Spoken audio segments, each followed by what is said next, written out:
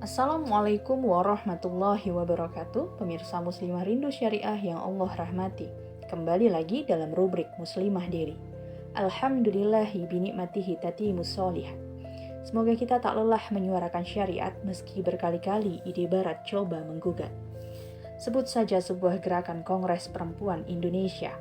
Gerakan yang jadi cikal bakal penetapan Hari Ibu ini cukup luhur tujuan mulanya. Mari sedikit mengulik sejarah.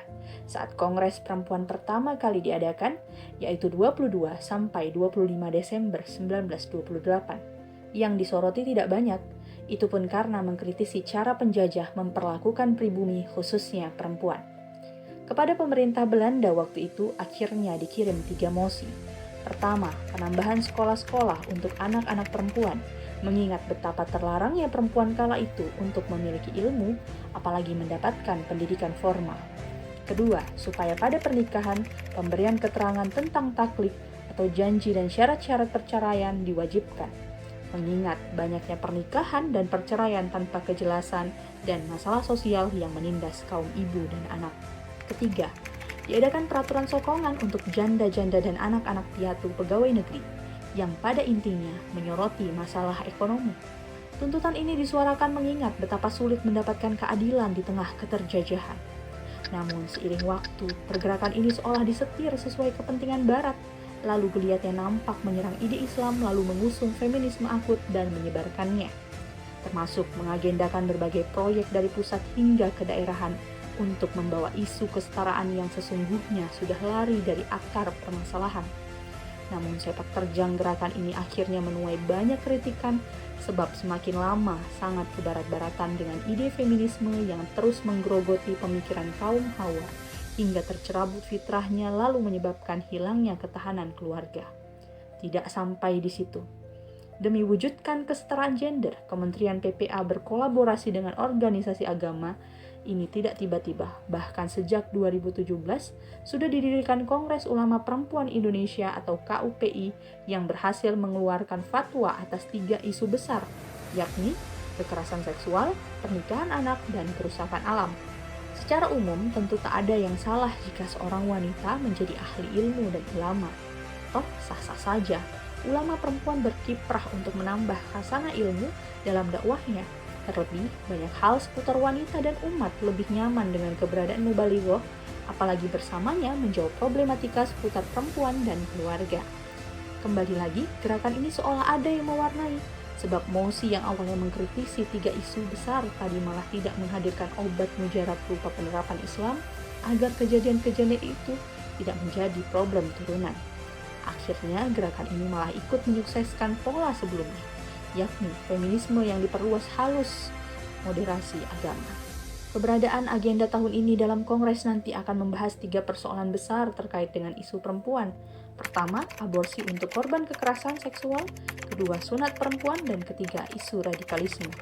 Sejalan dengan hal itu, MUI Sumut di kepengurusan 2022 pun ikut membuka program pendidikan dan orientasi kader ulama perempuan usia muda. Entah karena ingin mendidik generasi menjadi berkepribadian Islam dan mendidik sesama wanita memahami identitasnya, atau justru tuntutan dari atas berupa kolaborasi menyukseskan agenda gender lewat kendaraan organisasi agama. Dari Sumut, Muslimah Deli menghimpun suara mubalighah yang diwakili oleh Ustazah Eka Susanti Syahputri yang ingin menggugat balik ide-ide yang ternyata dipaksakan untuk sesuai dengan agama. Berikut ungkapannya. Ketika kita berbicara mengenai persoalan perempuan, menurut saya kalangan sekuler liberal itu telah keliru fokus dalam memahami persoalan dan solusinya. Ada beberapa pernyataan mereka yang harus kita kritisi, yaitu agar perempuan tidak tertindas, maka perempuan harus punya penghasilan sendiri.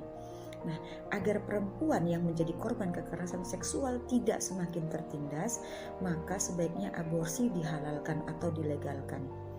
Dan selanjutnya, agar perempuan bisa maksimal dalam urusan seksualitasnya, maka menurut mereka sebaiknya perempuan itu tidak dihitan atau hitan itu ditiadakan untuk perempuan.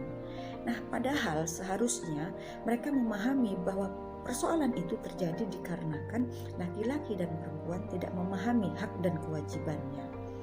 Nah, harusnya sebagai laki-laki yang dia merupakan tulang punggung keluarga, dia harusnya mencari nafkah, memberikan nafkah kepada anak dan istrinya. Sementara yang perempuan, dia bertanggung jawab sebagai istri dan sebagai pengatur rumah tangganya.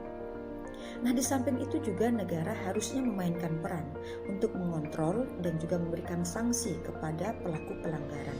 Nah, sebenarnya Muslimah Delhi yang diberkati oleh Allah, sistem pergaulan Islam sejatinya sudah menjawab semua persoalan itu dengan metode yang preventif. Sistem yang ada tidak mampu untuk mencegahnya, dan bahkan ada wacana aborsi akan dihalalkan atau dilegalkan. Tentu ini akan mendorong atau akan meningkatkan kemaksiatan, nanti akan bertambah banyak. Sejatinya moderasi beragama yang digaung-gaungkan dengan rasa bangga oleh kalangan liberal sekuler sebenarnya adalah proyek untuk mendorong para muslimah agar muslimah itu menjadi corong feminisme, sehingga para muslimah tidak lagi merasa berdosa ketika dia menjadi pejuang gender. Justru sebaliknya, pada saat perempuan muslimah menjadi seorang muslimah yang taat syariat, ini justru sesuatu yang memalukan karena dianggap kolot dan juga berpaham ekstrim. Kalangan sekuler liberal telah menjadikan fakta sebagai sumber hukum. Demi kemaslahatan, sesuatu yang jelas diharamkan oleh Allah bisa berubah jadi halal. Tidak hanya itu, kalangan liberal sekuler juga mengatakan bahwa obat permasalahan perempuan adalah kesetaraan gender. Ini adalah pernyataan halusinasi. Kenapa saya katakan seperti itu? Karena tidak pernah terbukti, bahkan dari negara yang mengusungnya itu sendiri. Sebaliknya, Islam punya bukti, tapi malah diserang dari sisi. Keputusan-keputusan hukum kekinian berangkat dari pemisahan agama dari kehidupan. Namun, tak kala tokoh ulama lepas perhatian atas fenomena, kemana lagi umat merujuk dengan kondisi generasi penuh problema?